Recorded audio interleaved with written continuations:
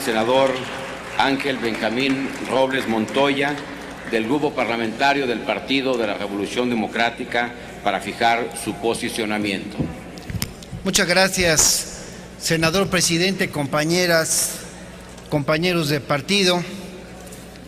Hago uso de esta tribuna en nombre del Grupo Parlamentario del PRD en este Senado.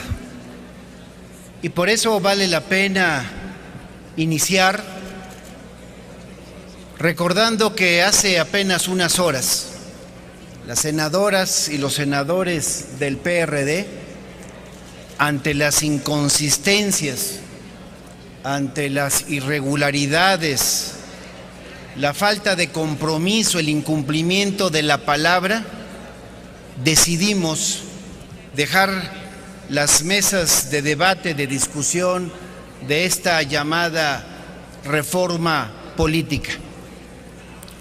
Se dijo en voz de algunos de nuestros compañeros de bancada que llegaríamos a este pleno a posicionar lo que reflexionamos en lo general y sin duda alguna a presentar reservas de aquello que decimos que no es correcto. He escuchado con atención a algunos de los oradores que se han presentado en esta tribuna y sin duda no hay que dejar de reconocer que ha habido un trabajo intenso, yo diría muy intenso, hasta altas horas de la madrugada. En alguna ocasión inclusive a mí me tocó participar en una sesión de trabajo que terminó muy en la madrugada. Eso habla, por supuesto, del esfuerzo que con mucho empeño ponemos todos. Todavía hasta hace unas horas, yo en lo personal, y estoy seguro que una amplia mayoría de este pleno, no sabíamos a ciencia cierta cuándo y en qué condiciones estaríamos debatiendo esta reforma política. No conocíamos incluso a detalle el dictamen que hace unas cuantas horas, muy escasas horas, pudimos revisar para conocer ya de manera oficial los alcances de esta reforma. Si pudiese yo resumir, y no quiero caer de verdad en una ironía insultante, pero este es el resultado de todo este esfuerzo. Un proceso donde sería difícil apostarle a que todas y todos los integrantes de este Senado de la República pudimos leer con detalle el dictamen que hoy discutimos. Sí, la verdad es que es una lástima que teniendo una oportunidad tan grande, la estemos desperdiciando con este tipo de actitudes parlamentarias. Compañeras y compañeros, senador presidente, dice pomposamente el compromiso número 90 del Pacto por México. Dice, se impulsará una reforma electoral que atienda los siguientes temas: reducción y mayor transparencia del gasto de los partidos, disminución en los montos de los topes de gastos de campaña. Señala la incorporación como compromiso de causales de nulidad en una elección. Plantea fortalecer la legislación para evitar el uso de esquemas financieros y o de recursos de origen ilícito, con el propósito de inducir y coaccionar el voto. Habla el Pacto por México de crear una autoridad electoral de carácter nacional y una legislación única que se encargue tanto de las elecciones federales como la de las estatales y municipales. Esta referencia, aparte de lo señalado en este llamado Pacto por México, es porque quería yo un poco volver a poner sobre la mesa por qué el PRD, a través de su dirigencia, le apostó a una verdadera y trascendental generación de reformas electorales. ¿Por qué expresó su voluntad política para suscribir ese acuerdo que tristemente no pudo cumplir ni siquiera un año? Porque como lo dijo el dirigente nacional de mi partido, como lo expresamos los senadores, el propio presidente de la República se encargó de romperlo faltando a su palabra. Hoy, compañeras y compañeros, el dictamen que se pone a nuestra consideración es solo un esbozo de lo que pudo haber sido una legislación de avanzada.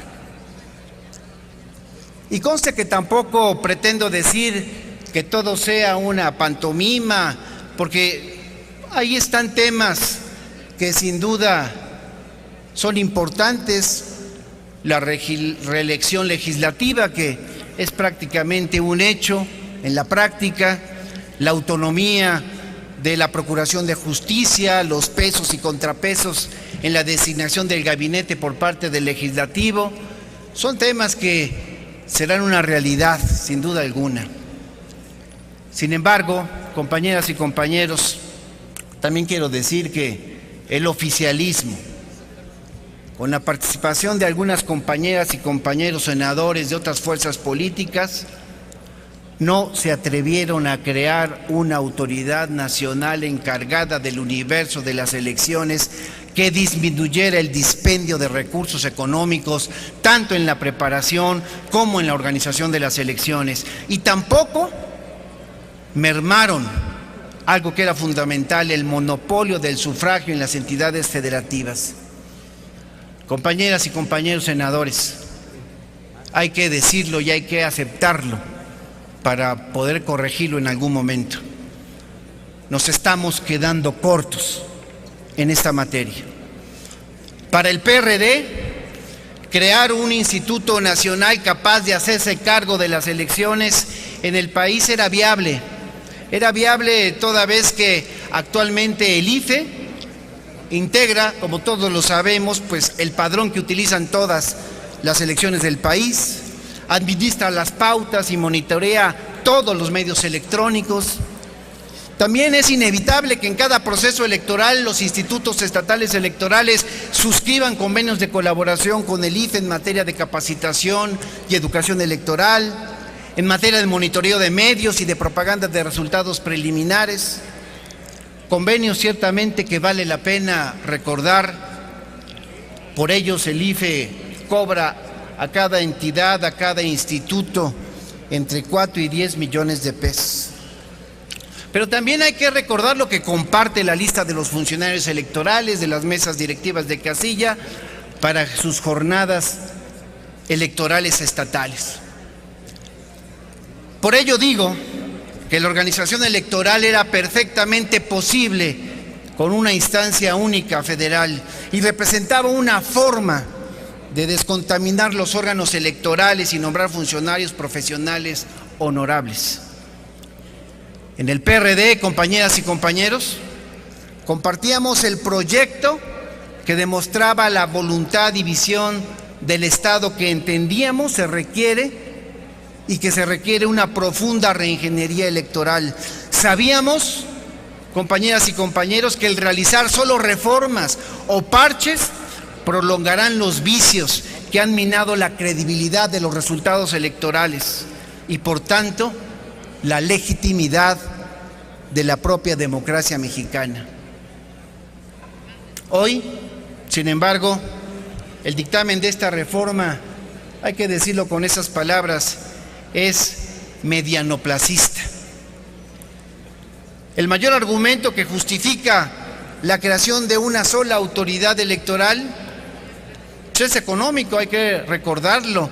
Los gastos de más de 30 institutos electorales locales, más el federal, pues resultan hoy en día excesivos tomando en cuenta, como todos sabemos, la tendencia para que las elecciones sean cada vez más simultáneas o concurrentes. Y podría yo pasarme varios minutos señalando las cifras de los miles y millones de pesos, pero déjenme darles un ejemplo. En el Estado de México, en el 2012, el Instituto Local erogó 2,000 millones de pesos, mientras que el IFE en esa misma entidad federativa erogaba otros 1,000 millones, 3,200 millones de pesos. Por eso nos preguntábamos si realmente merecía la pena tener dos institutos haciendo el mismo trabajo.